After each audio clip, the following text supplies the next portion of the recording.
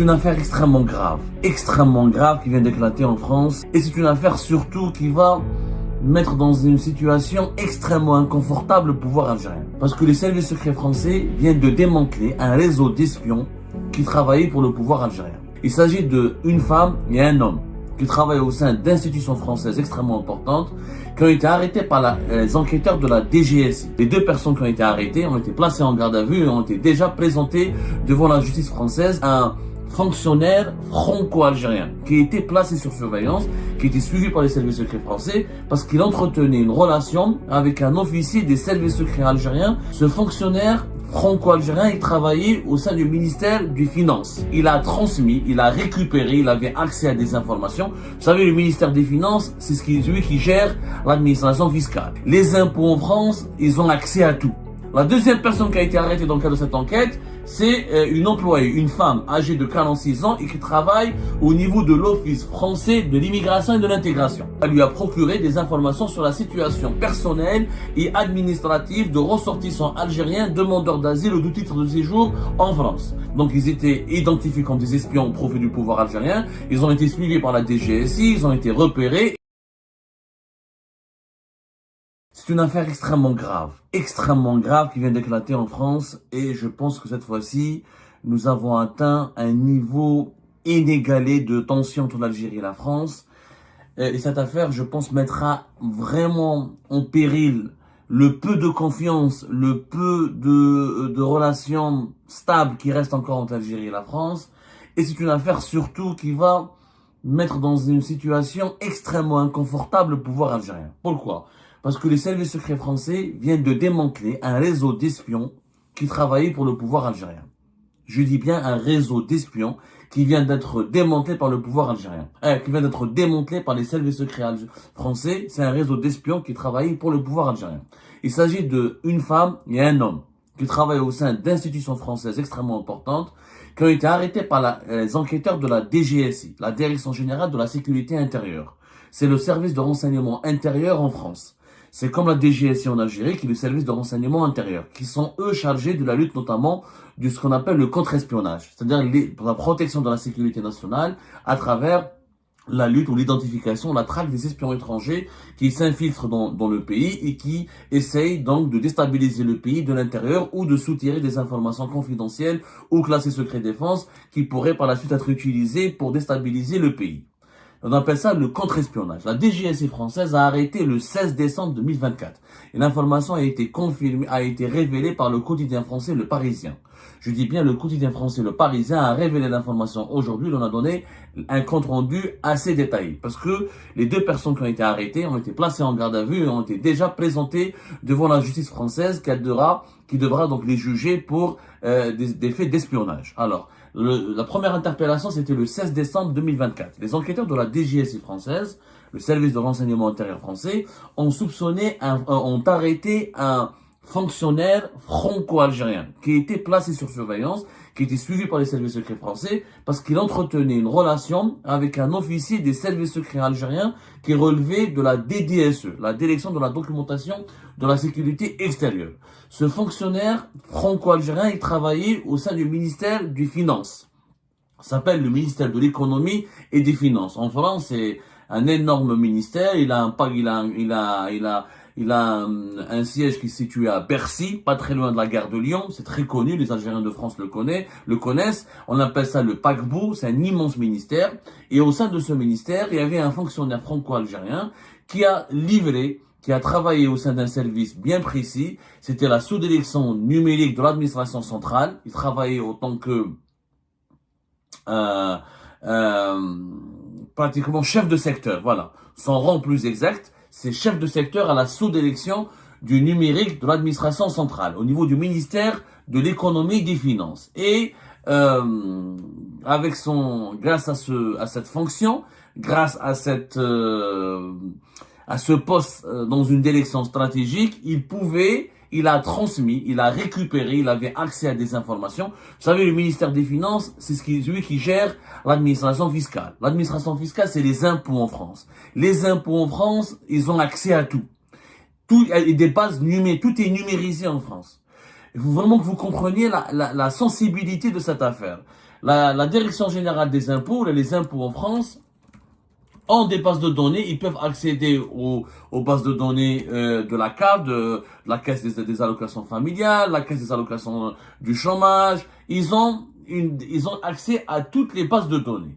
Ce qui fait que lorsqu'on essaye de chercher à identifier quelqu'un, connaître son adresse, connaître ses revenus, sa situation sociale, marié ou pas marié, est-ce qu'il touche des aides, est-ce qu'il touche pas des aides, etc.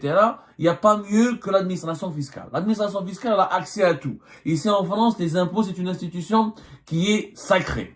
Je dis bien qui est sacrée. Payer les impôts en France, c'est extrêmement important parce que c'est un pays, c'est un État qui a besoin de beaucoup d'argent pour financer le train de vie de l'État français, pour la politique sociale de l'État français, la politique économique de l'État français. Le fisc français est extrêmement puissant en France. Et comme il est puissant, comme ne pas payer des impôts en France, c'est un crime grave. C'est un crime très grave qui peut même valoir des poursuites judiciaires.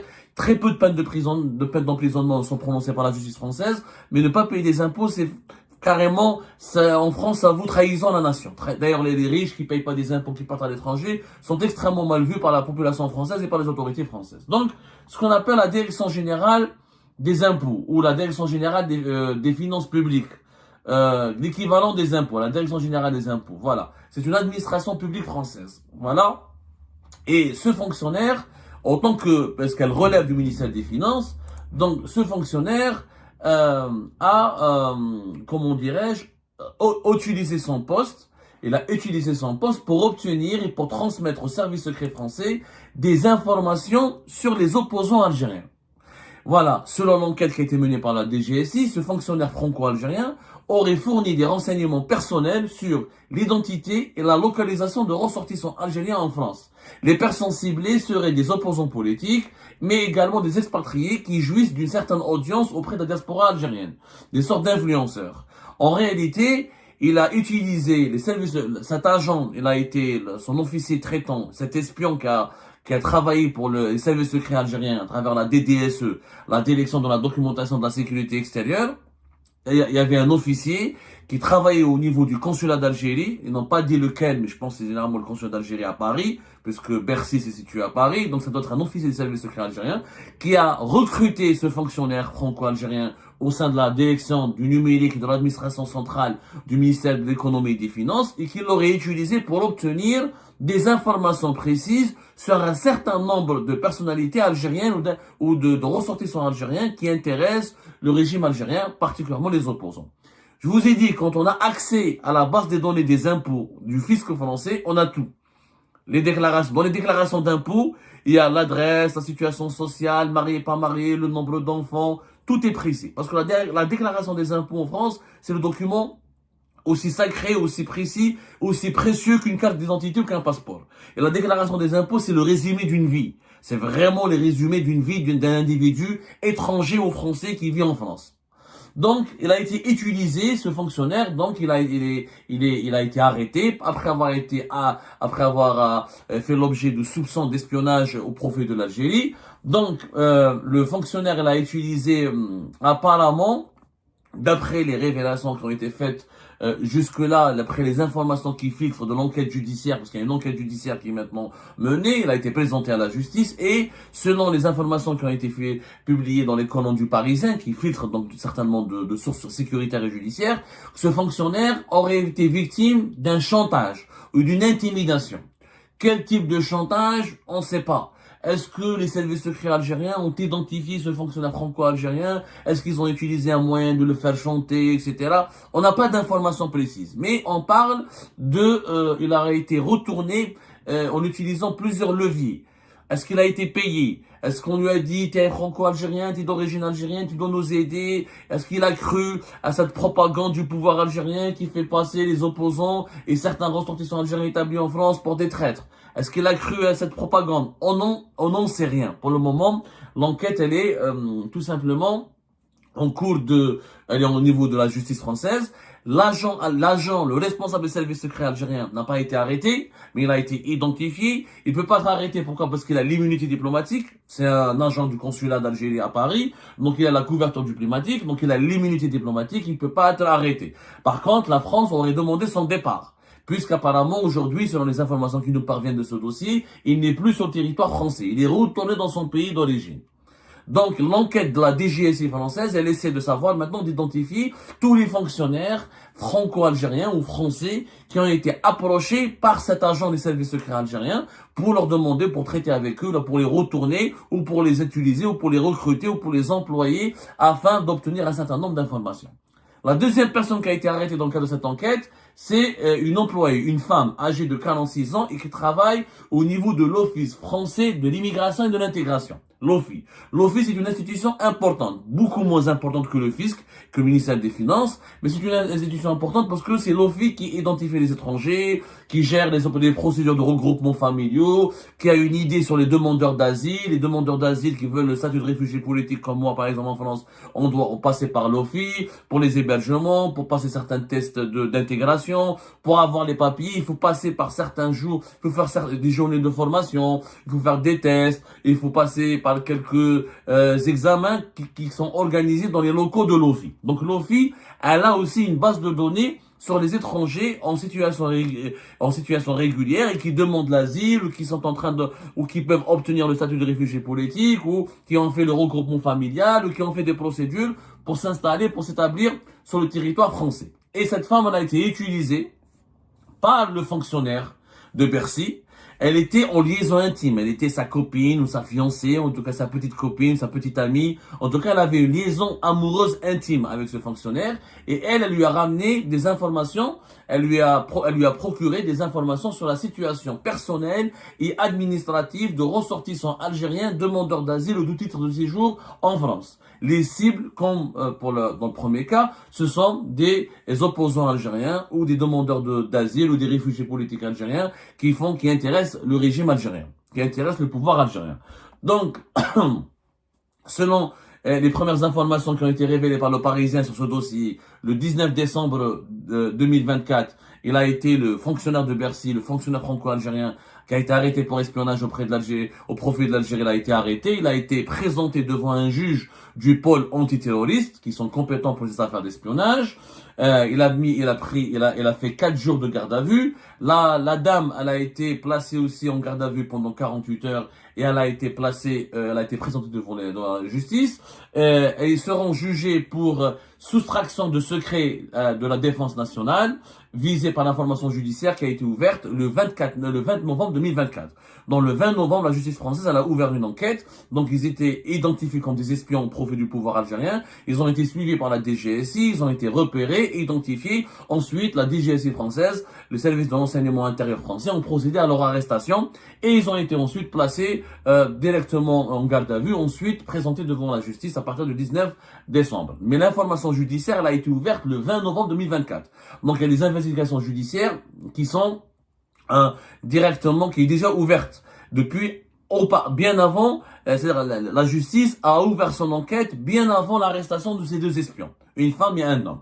Maintenant, l'enquête de la justice française cherche à savoir quelles sont toutes les informations sensibles qui ont été transmises au pouvoir algérien. Est-ce qu'il s'agit uniquement de renseignements sur personnel pour identifier et localiser des ressortissants algériens, ou est-ce qu'il s'agit d'informations classifiées? Parce que, attention, dans l'espionnage, il y a 2 types d'informations. Il y a l'information qui est sensible, mais qui n'est pas classifiée. Il y a des informations sensibles qui sont classifiées. Les informations classifiées, c'est tout ce qui relève du secret défense. Sur, par exemple, comment l'armée française fonctionne, les armes que possède la France, est-ce qu'il y a des policiers d'origine algérienne qui travaillent au sein de la police française, est-ce qu'il y a des indicateurs qui travaillent pour la gendarmerie, pour les services secrets français qui sont d'origine algérienne.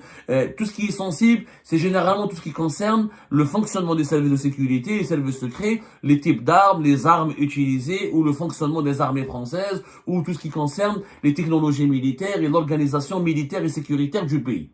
On parle ça d'informations classifiées. Mais certaines informations d'ordre économique peuvent être aussi classées secret défense. Par exemple, le fonctionnement des grandes entreprises françaises, les secrets de certains brevets, de certaines technologies qui fabriquent le TGV, les centrales nucléaires, les réacteurs nucléaires, certaines technologies de pointe ou certaines grandes entreprises d'État en France ou des grands groupes privés qui sont quelque part les ambassadeurs de la France à travers le monde. Si on leur vole, il y a certaines informations qui concernent leur fonctionnement, elles sont classées ou elles sont considérées comme des informations classifiées. Donc elles sont interdites d'être portées sur la place publique et surtout elles ne doivent pas être communiquées à des parties étrangères ou à des États étrangers parce qu'elles peuvent servir à la concurrence déloyale ou elles peuvent être utilisées pour saboter ces institutions ou ces entreprises françaises.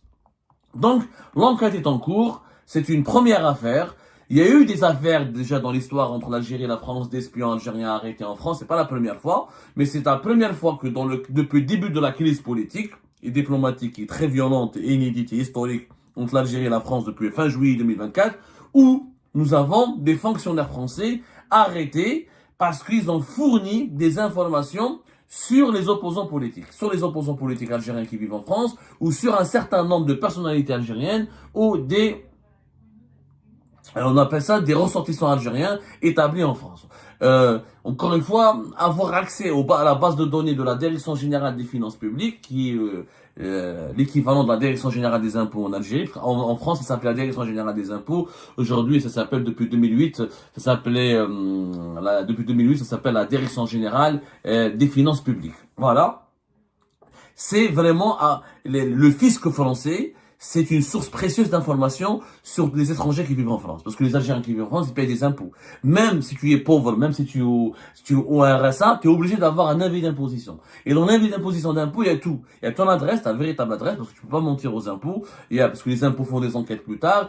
Ton niveau de revenu, la composition de ton foyer. Donc il y a toutes les informations privées, les informations les plus privées, les plus sensibles sur les personnes physiques ou là sur les foyers qui vivent qui sont établis sur le territoire français.